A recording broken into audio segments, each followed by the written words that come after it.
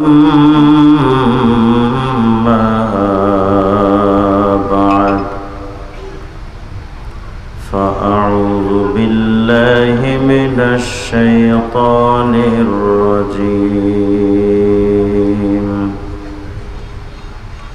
بسم الله الرحمن الرحيم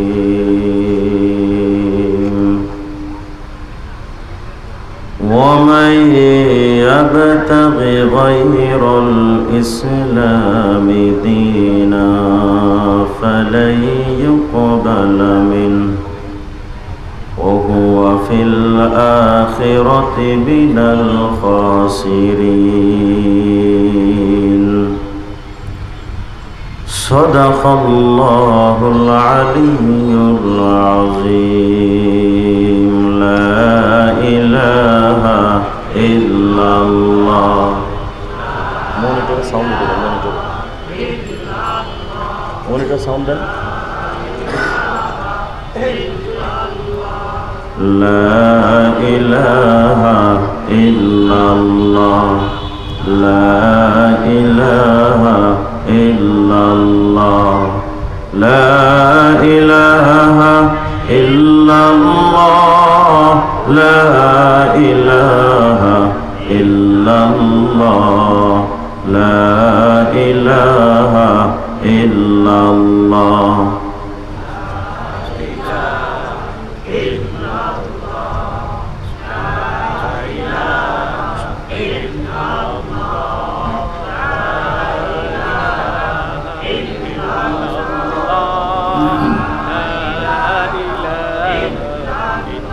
لا إله إلا الله محمد رسول الله اللهم صل على محمد وعلى آل محمد كما صليت على إبراهيم وعلى آل إبراهيم إنك حميد مجيد اللهم بارك على محمد وعلى آل محمد كما باركت على إبراهيم وعلى آل إبراهيم إنك حميد مجيد মহান আল্লাহ রব্বুল আলামিনের শাহী দরবারে লাখ কোটি শুকর যে আল্লাহ সুবহানাহু ওয়া তাআলা আমাদের জন্য ইসলাম নামক একটি ধর্ম দিয়েছেন।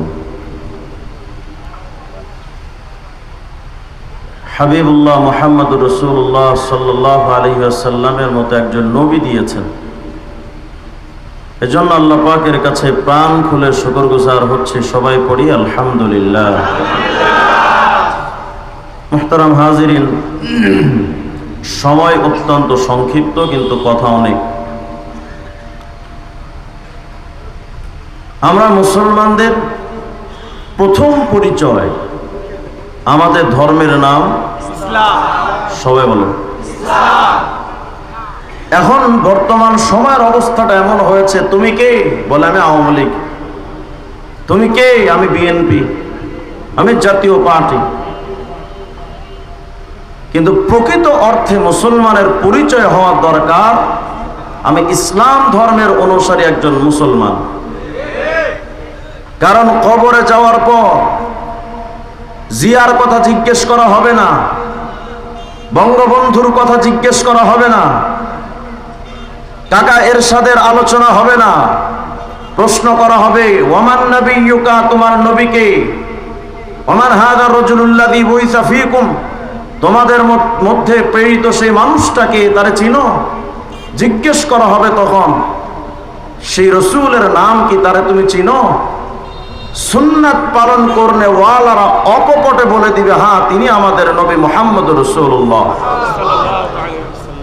কিন্তু যারা নবীকে মানেনি তারা বলতে থাকবে হা হা লা আদরি, আমি তো কিছুই জানি না। এজন্য আমাদের অমুক নেতার সৈনিক হওয়ার আগে, জিয়ার সৈনিক, মুজিব সেনা হওয়ার আগে আমাদের হওয়ার দরকার মুহাম্মদুর রাসূলুল্লাহর সৈনিক হওয়া। কিন্তু আমাদের আজকে সেই ব্যাপারটা অত্যন্ত অবহেলিত জায়গায় ফেলে রেখেছে।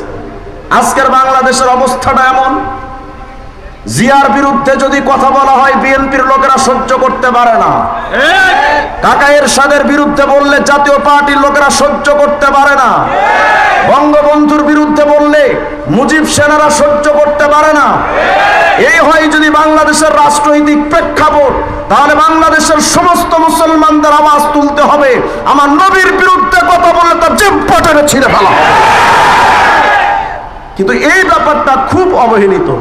দেখবেন আগামী ইলেকশনে এক একজন নেতা আসবে বিরাট বড় হাজি সাহেব, আরে বাপরে বাপ, সারা জীবন আকাম কুকাম কইরা পোস্টারে লিখবে বিশিষ্ট হাজি 80 রাকাত তাহাজ্জুদ পড়নেওয়ালা। সারা জীবন আলেমদের বিরোধিতা করে বিভিন্ন মাজারে মাজারে দৌড়াবে, মসজিদ মাদ্রাসায় হুজুরদের কাছে দোয়া করতে যাবে। ইলেকশনের আগে বিরাট বড় বড় হাজি হয়ে যায়, বিরাট বড় বড় আল্লাহওয়ালা হয়ে যায়। মুসলমানের কথা সুস্পষ্ট, প্রকৃত আল্লাহওয়ালা পোস্টারে লিখে প্রমাণিত করা যায় না। প্রকৃত আল্লাহওয়ালা যদি কেউ হতে চায়, যদি কেউ নিজেকে রাবে বস্তি দাবি করতে চায়, হাসান বস্তি দাবি করতে চায়, হাজী সাহেব যদি দাবি করতে চায়, তাহলে তাদের হাতে বাংলাদেশের নবীর বিরুদ্ধে বললে ওয়ালাদের মৃত্যুদণ্ডের আইন হওয়া দরকার ছিল, কিন্তু সেটা হবে না। মুজিবের বিরুদ্ধে বললে তারা আদালতে নিবে, জিয়ার বিরুদ্ধে বললে তারা গোপনে জবাইও করে দিবে, কিন্তু নবীর বিরুদ্ধে যদি বলে সেটার যদি বিচার না হয়, মুসলমানরা যদি আবেগে আপ্লুত হয়ে কাউকে জবাই করে নবী বিদ্বেষী, তারে জঙ্গি করে কারাগারে ঢুকায়, তাহলে বোঝা গেল আমাদের মধ্যে নবীর প্রেম নাই, আমাদের মধ্যে নবীর প্রেম নাই, আমাদের মধ্যে ইসলামের ভালোবাসা নাই। আজকে যারা বাংলাদেশে নির্বাচন করতে আসবেন, ইলেকশনে যারা আসবে, সবাই বলবে আমরা সুন্দর একটা শান্তিময় জীবন উপহার দেওয়ার জন্য আপনাদের ভোট চাই আল্লাহ রসুলের নামে, বলেন না যে আল্লাহ এবং রসুলের নামে আমারটা ভোট দিয়ে আমি সুষ্ঠু সমাজ গঠন করতে চাই। মুসলমানদের তরফ থেকে, আমরা আলেমদের তরফ থেকে এটা সুস্পষ্ট মানি, তোমার গণতন্ত্র, সমাজতন্ত্র, রাজতন্ত্র, একনায়কতন্ত্র, সাম্যবাদ, পুঁজিবাদ, জাতীয়তাবাদ, বস্তুবাদ, একনায়কতন্ত্র, পৃথিবীর মানব রচিত কোন তন্ত্র মন্ত্র দিয়ে এই বাংলার জমিন কেন, আকাশের নিচে জমিনের উপরে আজ পর্যন্ত কোন জাতির কপালে সুখ আসেনি, এখনো মানুষ সুখে নেই। স্বাধীন বাংলাদেশ একবার নয়, দুইবার নয়, লক্ষবার যদি বাংলাদেশ স্বাধীন হয়, যতদিন পর্যন্ত বাংলাদেশে ইসলাম আইন প্রতিষ্ঠিত না হবে, এই জাতির কপালে শান্তি আসতেই পারে না।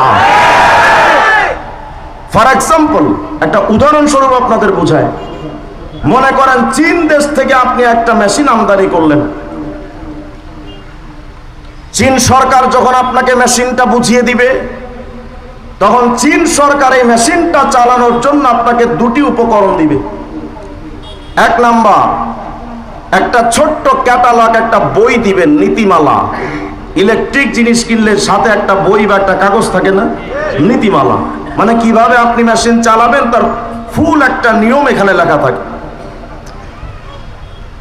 আবার এই মেশিনটা চালানোর জন্য একজন অভিজ্ঞতা সম্পন্ন ইঞ্জিনিয়ার দিয়ে পাঠায়, যে এই ক্যাটালগ দেখে দেখে ইঞ্জিনিয়ার তোমার মেশিন চালানো দেখিয়ে দিবে।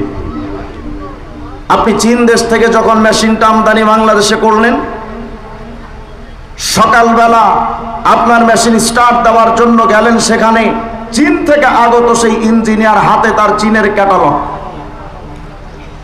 ক্যাটালগ নিয়ে ইঞ্জিনিয়ার বেচারা যখন মেশিন স্টার্ট দেওয়ার যখন প্রচেষ্টা চালাবে, আমরা বাঙালি জাতি তো এমনি একটু বেশি হ্যাডম দেখায়, আমাদের বিরাট হ্যাডম আছে। বেচারা বাঙালি যা কয়, কিরে চুংচাং ভুংভাং চাই না, তুই কি করো জানে? কয় ভাই, আপনার যে মেশিনটা আনছেন এটা কিভাবে চালাতে হবে আমি সবকিছু তৈরি করে দিচ্ছি, আপনি দাঁড়ান দেখেন, পরবর্তীতে আপনি এভাবে চালাবেন। এখন বাঙালি মনে মনে ভাবছে, আমার পকেটের টাকা দিয়া আমি মেশিন কিনলাম, আর চীন থেকে আসে ভুং ভাং আমার আইন শেখাবে না, আমি এটা মানি না। ক্যাটালগটা নিয়ে ছিঁড়ে টুকরো টুকরো করে ডাস্টবিনে ফেলে দিলেন। ইঞ্জিনিয়ার যে আসছিল তারা হাতাটা গোছা কামসা বরাবর একটা থাপ্পড় মারছে, যা এখান থেকে ভাগ, তাড়িয়ে দিলেন। এখন ইঞ্জিনিয়ারও নাই, ক্যাটালগও নাই, মেশিন চালাবে কেমনে? এবার বাঙালি মনে মনে ভাবছে আমার টাকা দিয়ে তো মেশিন কেনা, আমি যেমনে চালাই তেমনে চলবে। ব্যাস, যেখানে তেল দেওয়া দরকার সেখানে জনমের মতো পানি ঢালছে, যেখানে পানি দেওয়া দরকার ওখানে মোবিল দিয়েছে। এবার যদি মেশিনটা স্টার্ট করে, মেশিনটা চলবে না? চলবে না ব্রাস্ট হবে? এবার শোনেন আল্লাহ পাক কি বলেন। আল্লাহ রাব্বুল আলামিন বলেন, قد جاءكم من الله نور وكتاب مبين।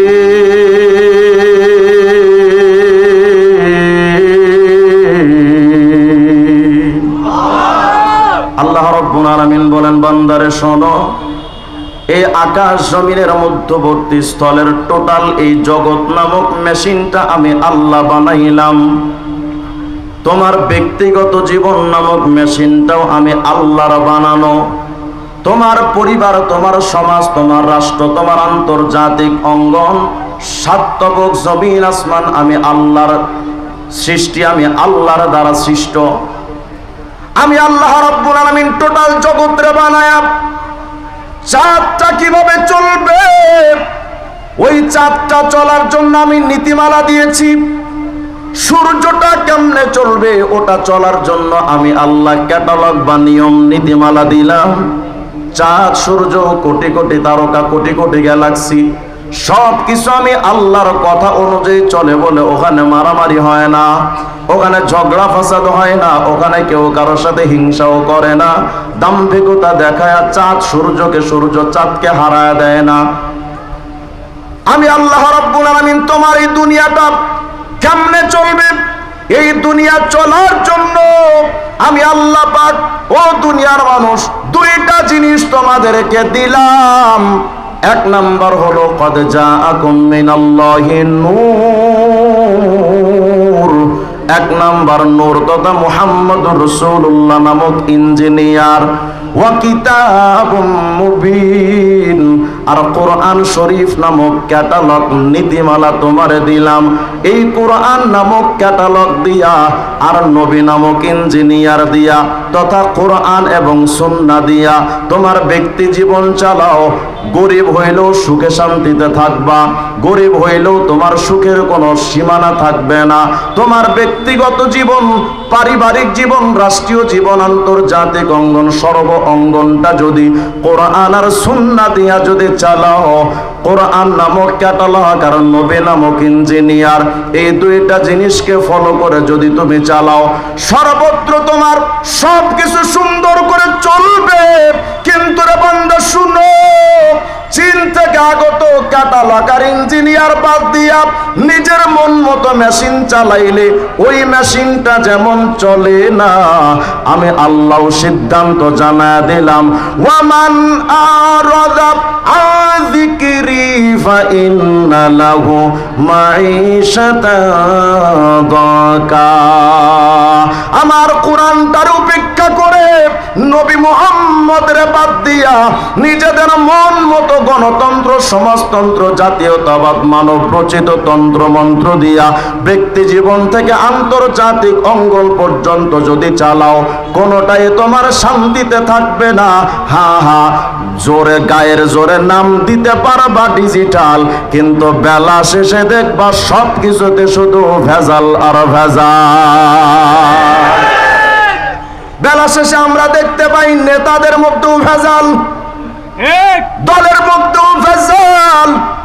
কোন কিছুতেই মুসলমানের 50টা বৎসর বাংলাদেশের স্বাধীনতার বয়স চলে গেছে রে মুমিন। বলেন তো, বাংলাদেশ কি একটা শান্তিময় দেশ? কতবার বাংলাদেশকে শান্তিময় দেশ? আল্লাহর কসম, ইসলামের আইন বাদ দিয়া যদি কোনো কিছু চালানো হয় কোনোদিন শান্তিময় হতে পারে না। এটা তো দুনিয়ার একটা বাস্তব নীতি।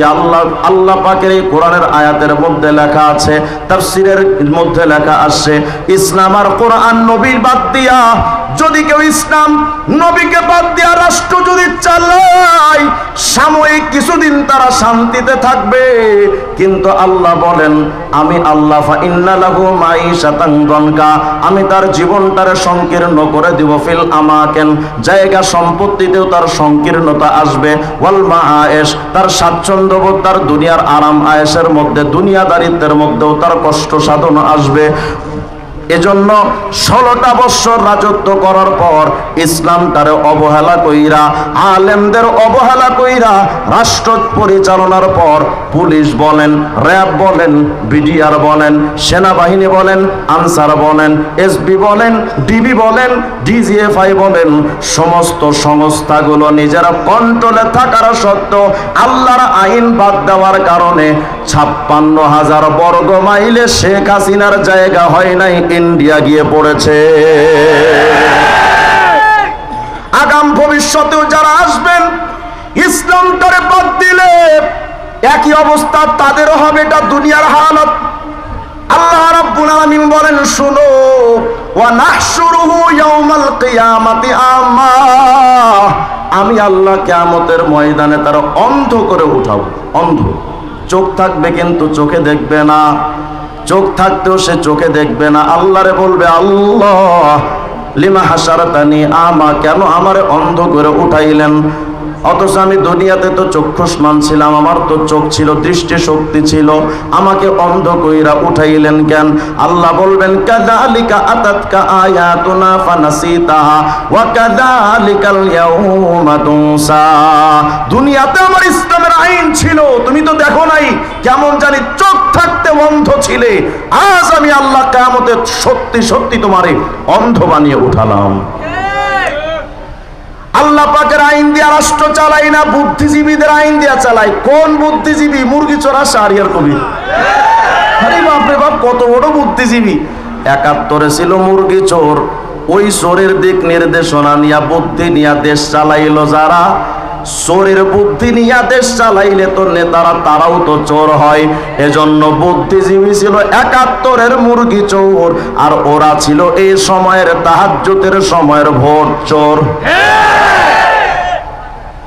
বুদ্ধি যদি নিতে হয় ভালো মানুষ থেকে বুদ্ধি লন, তা না করে সুস্থ মানুষ আলেম ওলামাদের কারাগারে ঢুকায়া যত রাম বাম বামপন্থী নাস্তিক্যবাদ, মাথা খারাপ, মাথার স্টাফ, এদের আইন দিয়ে বুদ্ধি দিয়ে দেশ চালাইলো। দেখা গেল 19 লক্ষ কোটি টাকা ঋণ বুদ্ধি নিয়ে চালাইছে। কত বড় বুদ্ধিজীবী জানেন? মনে করেন বিদেশ থেকে একটা লোক আসছে বাংলাদেশে, আইসা ঘুরতে গেছে সেন্ট মার্টিন, টুরিস্ট ভিসায় আসছে। সেন্ট মার্টিন যখন বিদেশি ঢুকতে ওখানে দেখতে গেছে দর্শনের জন্য, বিদেশি আইসা সেন্ট মার্টিনে একটা নারকেল গাছ দেখছে, নারকেল গাছে উঠছে। নারকেল গাছে যখন উঠছে, উইটা থেকে বড় বড় ডাব, কোন রকম আসতে কষ্ট মষ্ট করে উঠছে বেচারা ওপরে। বিদেশি যে নারকেল গাছে উঠছে তো উঠছে, ও তার নামতে জানে না, নামবে কেমনে? বাংলাদেশের সরকারি সংস্থাগুলোর কাছে অভিযোগ করা হলো, তথ্য দেওয়া হলো যে বিদেশি আসছিল, নারকেল গাছে উঠছে, কিন্তু নামতে তো পারে না, নামাবো কেমনে? সরকার কইল বুদ্ধিজীবীদের নিয়ে যাও, বুদ্ধি নিয়ে তারপরে নামাও।